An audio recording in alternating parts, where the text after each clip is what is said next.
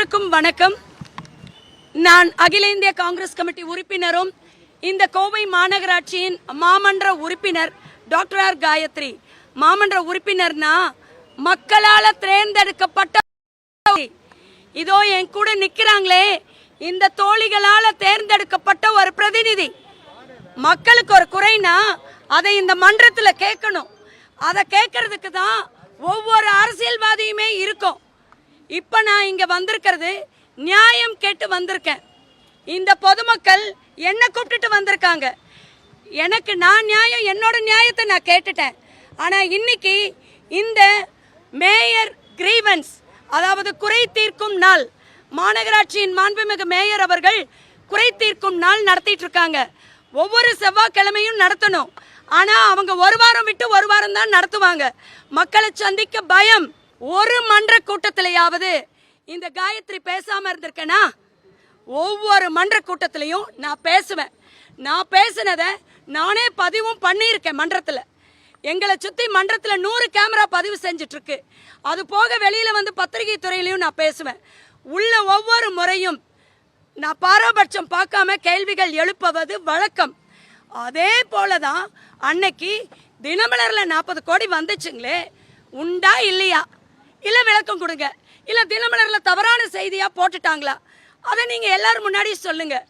நாங்க பிரதிநிதிகள், மேயர் வேணா வராம இருக்கலாம் வீதிக்கு, நாங்கெல்லாம் வீதி வீதியா போய் டிச் அடிச்சு குப்பை அடிச்சு பெருச்சாளி செத்ததை அள்ளிட்டு அப்படி சுத்திட்டு இருக்கோம். அப்படி நாங்க போகும்போது பொதுமக்கள் என்ன நினைப்பாங்க? 40 கோடி ஊழல் நடந்திருக்கு, எல்லாத்துக்கும் பங்கு இருந்திருக்கும். இது மனிதனுடைய இயல்பு. அப்படி ஒரு கேள்வி வந்துடக்கூடாது. எல்லா 100 மாமன்ற உறுப்பினருக்கும் சேர்த்து தான் நான் கேட்டேன் அன்னைக்கு.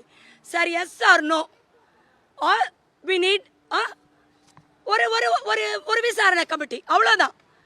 அதுக்கு பதிலாக அங்கே இருக்கிற கவுன்சிலர்ஸ் எல்லாம் இத்தனைக்கும் லேடிஸு, மேயர் லேடி தான், என் சீலை பிடிச்சி இழுக்கணும்னு என்ன அவசியம் இருக்குங்க? அங்கே என்ன நடக்குது?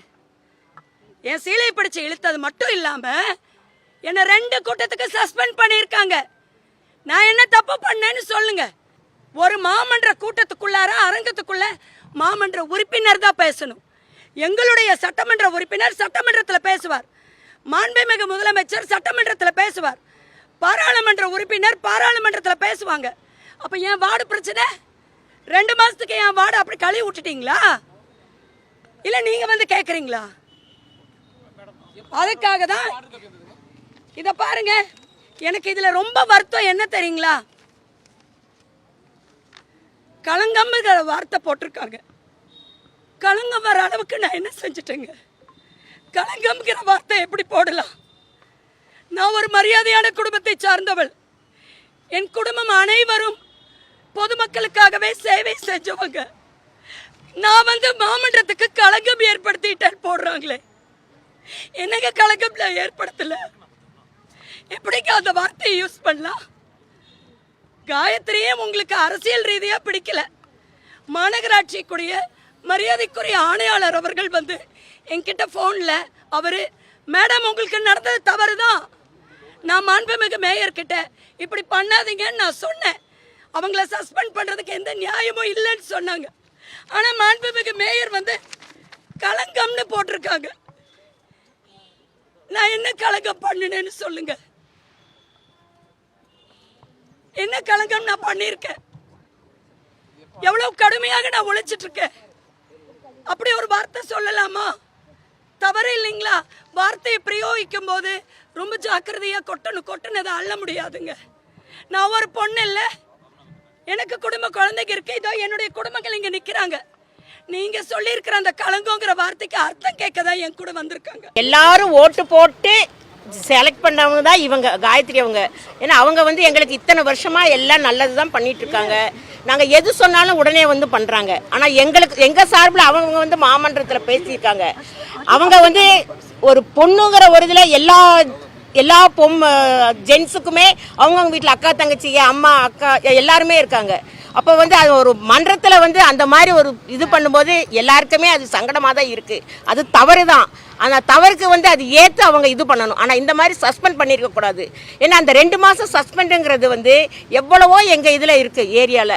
ஒரு ரோடு இல்லை, 2 ரோடு இல்லை, எல்லா சாலைகளுக்கும் அவங்க வந்து எல்லாமே பண்ணிட்டு இருக்காங்க. இப்போ இந்த 2 மாதத்தில் எங்களுக்கு எவ்வளவோ இது டிராபேக் ஆயிடுச்சு. அவங்க வராமல் நீங்கள் வந்து பண்ணுங்க நாங்கள் சொல்கிறோம் அப்படின்னோம். இல்லை நீங்கள் வந்து எல்லாரும் சேர்ந்து இது பண்ணுங்கன்னு. ஆனால் எங்களால் தேர்ந்தெடுக்கப்பட்டவங்க தான் அவங்க. நாங்கள் எங்கள் எங்களுதுன்னு சொல்லலை, நம்ம வரி பணத்தில் தான் நம்ம எல்லாருமே இது பண்ணுறோம். ஆனால் அது வந்து அந்த மாதிரி செஞ்சிருக்க கூடாது, அது தவறு தான்.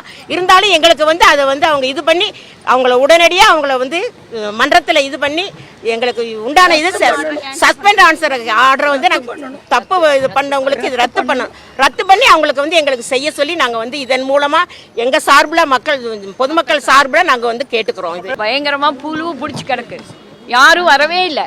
எத்தனையோ கார்பரேஷனில் அவங்க கூப்பிட்டா யாரும் வரல. கடைசியில் அந்த அம்மாவுக்கு தான் சொன்னேன், அவங்க ஆளை அனுப்புனாங்க, வந்து க்ளீன் பண்ணாங்க. அது எவ்வளோ பெரிய பக்க விளைவுகள் இருக்குது. அந்த அம்மாவை தான் எல்லாம் சேர்ந்து கலங்கப்படுத்தியிருக்காங்க. அந்த அம்மா கலங்கமாக பேசலை. அதனால் தயவு செய்து கலங்கம்ன்ற வார்த்தைக்கே இதெல்லாம் ஆட்சேபனை பண்ணி அவங்களுக்கான இதை வந்து நியாயத்துக்கு வந்து ஒரு தீர்ப்பு அளிக்கணும். அதுக்கு தான் நாங்கள் எல்லோரும் சேர்ந்து வந்தோம்.